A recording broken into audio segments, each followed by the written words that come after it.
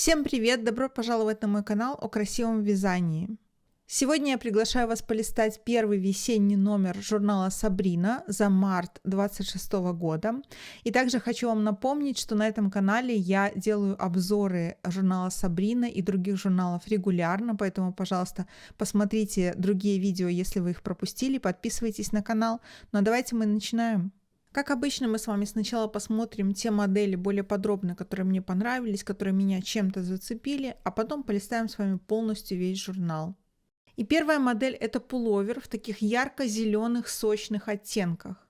Этот пуловер выглядит абсолютно базовым, с таким довольно непримечательным обычным узором, но мне здесь понравилось именно чередование таких зеленых весенних полос. Наверное, все ждут весну, поэтому такой вот зеленый яркий цвет привлекает внимание. Плюс мне понравилось, как здесь немножко обыграно, то есть если сделать это в более спокойных тонах, то будет абсолютно базовая такая классическая вещь.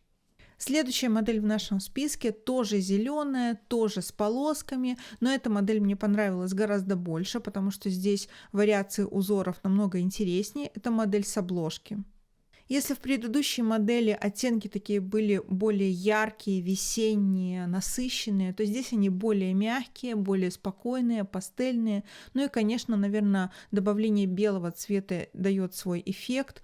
Получается более такой разбавленный, более разбеленный вариант комбинации цветов.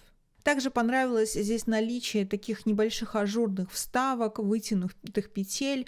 В общем и целом тоже модель абсолютно базовая, кажется абсолютно простой, но тем не менее довольно интересной. В этом журнале много моделей в зеленых тонах, есть даже целая фотосессия, и я показываю вам еще одну третью уже модель, тоже полосатую, тоже в зеленых тонах, но здесь уже есть комбинация жаккардовых узоров. Мне понравилась эта модель сдержанной цветовой гаммой, хорошо подобранными цветами, мелким таким жаккардом, который перекликается немножко с ажурным узором. В целом, на мой взгляд, все смотрится красиво и гармонично. Еще один джемпер, который удивил меня своей простотой, легкостью, рельефным узором и светло-серым красивым оттенком. Эта модель зацепила меня своей простотой и элегантностью. Абсолютно базовый, такой красивый, незаметный, рельефный узор по краю изделия смотрится красиво, изысканно, элегантно, абсолютно не выбивается из общей картины. Джемпер получился абсолютно базовый, такой классический, носибельный, подойдет и под джинсы, и под брюки. Красиво здесь подобрали светло-серый оттенок, можно подобрать что-то более теплое, можно чуть более холодное. Мне нравится, что здесь именно в оригинале модель на более светлом оттенке, где читается вот такой рельефный узор. В общем, мне все здесь нравится, хорошо здесь подчеркнута пряжа с мохером, хорошо здесь все смотрится. Я бы, наверное, даже хотела такой себе связать на весну. И, наверное, первый раз за все время, что я делаю обзоры журналов, мне хочется добавить модель, которая мне категорически не понравилась. Наверное, я введу тоже такую рубрику и буду показывать одну модель, которая мне не понравилась больше всего из всего журнала. Конкретно в этом журнале я считаю такой моделью вот этот красный костюм, который связан как будто бы в такую большую резинку.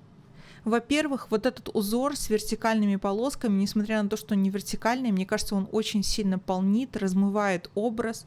Во-вторых, круглая кокетка здесь какая-то максимально широкая, опять же, с этими вертикальными полосами. Все это сильно полнит, все это смотрится максимально неаккуратно. Несмотря на то, что стройная модель, но здесь полностью размыт образ, размыта ее фигура. В целом, вот сам по себе такой теплый костюм, мне кажется, он максимально старомодный, устаревшая модель. Мне не совсем понятно, почему такая модель попала в журнал. Давайте посмотрим, что у нас ожидает в апрельском номере журнала Сабрина. Здесь есть несколько интересных моделей, на мой взгляд. Мне понравились, например, два кардигана. Это вот такой ярко-желтый и ярко-малиновый, ярко такой розовый.